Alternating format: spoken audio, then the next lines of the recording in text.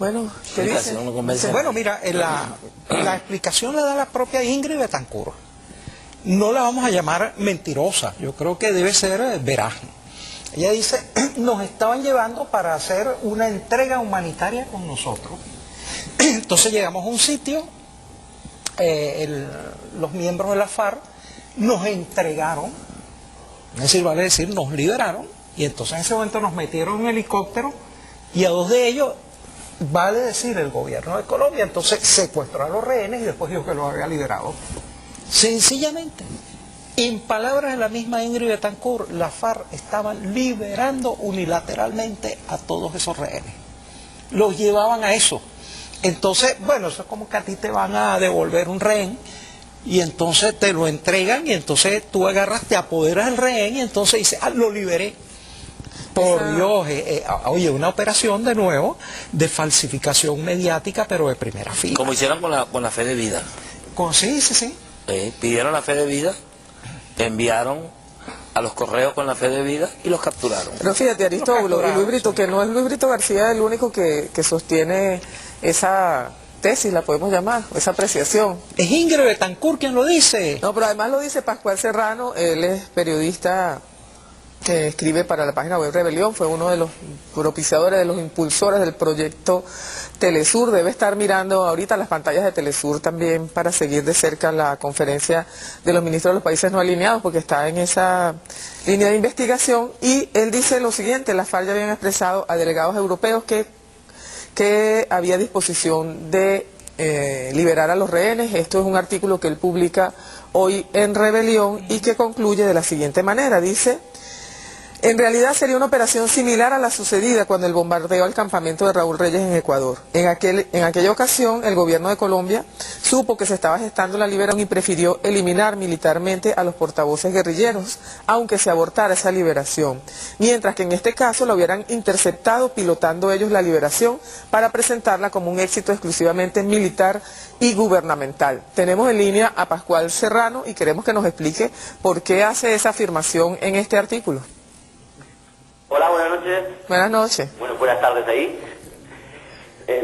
Bueno, sí, efectivamente. En realidad, pues yo creo que lo primero que hay que decir es, sin duda, que se trata de una buena noticia, la liberación de personas, de estas personas. Segundo, que no hace falta tener ninguna información extraordinaria, sino simplemente pues ir analizando los hechos y los datos, ¿no? Las últimas informaciones periodísticas de medios europeos y colombianos dejaban muy claro que los negociadores europeos, concretamente el suizo y un francés, pues se habían reunido con la alta dirección de las FARC y que había una intención aparentemente clara por parte de la guerrilla de comenzar a hacer liberaciones, ¿no? Creo además que el hecho de que de una forma tan ingenua los guerrilleros de la FARC suban a un helicóptero blanco que evidentemente no pertenece a la guerrilla ni puede pertenecer a esos retenidos, muestra que ellos ya estaban manejando como viable, como factible y como inminente algún tipo de liberación. Y con toda seguridad ellos lo que estaban pensando es que lo que se estaba era ejecutando la liberación que ya ellos habían asumido como propia, ¿no? Eso es lo que hace pensar. Evidentemente, si a eso le añadimos que las negociaciones de los representantes europeos en todo momento estuvieron no autorizadas, sino que, como es lógico, vigiladas e interceptadas por el gobierno colombiano, que estuvo puntualmente informado, pues no lo tenía muy difícil para en algún momento incorporarse, es decir, interceptar esa liberación para hacerla propia. En realidad, como bien digo en el artículo, es lo que se hizo con el campamento de Raúl Reyes, solo que en ese caso se intercepta para dinamitarlo y para acabar con la vida de todos los guerrilleros a costa de abortar la liberación, y en este caso lo que se hace es para patrimonializar el éxito de esa liberación. Claro, pero en ese caso cabría otra pregunta. Bueno, los que están participando en esa mediación, ¿qué papel juegan entonces en todo esto? También fueron, entonces en este caso también fueron engañados, y el gobierno francés también, que tiene participación directa, ¿qué papel estaría jugando entonces según eso? Claro, es decir, somos aquí quedan muchos actores por hablar. Quedan esos negociadores europeos, quedan las propias partes, ¿no? De ahí que lo que estamos manejando son hipótesis que yo creo que el tiempo irá aclarando en la medida en que esos actores vayan hablando, ¿no? ¿Y cómo manejan, cómo se refleja la noticia hoy allá en España? Aprovechamos que te tenemos en línea para que nos cuentes. Bueno,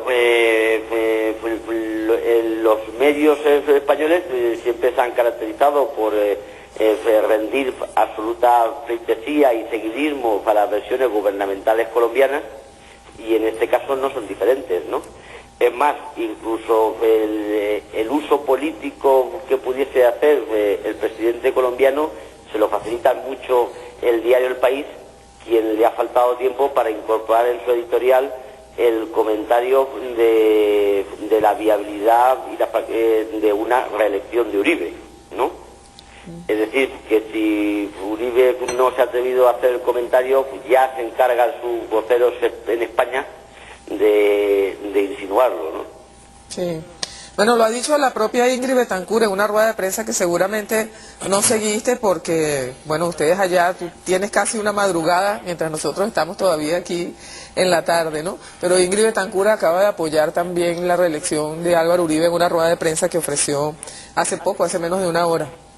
Bueno, he visto unas declaraciones anteriores en las que asombrosamente, independiente de que se encuentre con un estado de salud aparentemente impecable, también lo que extraña, lo que nos resulta muy extraño es que una persona que ha estado 10 años alejada de la vida política colombiana y metida en la selva, cuando se le libera, lo primero que hace no es solamente agradecer al gobierno, que eso podría resultar razonable, sino sumergirse en primera línea política, pronunciándose a favor del presidente colombiano, lo que también puede hacer pensar, como creo que ha insinuado alguna lista en Venezuela, Vladimir Acosta, que no se descartaría que hubiera tenido alguna conversación o alguna negociación con Uribe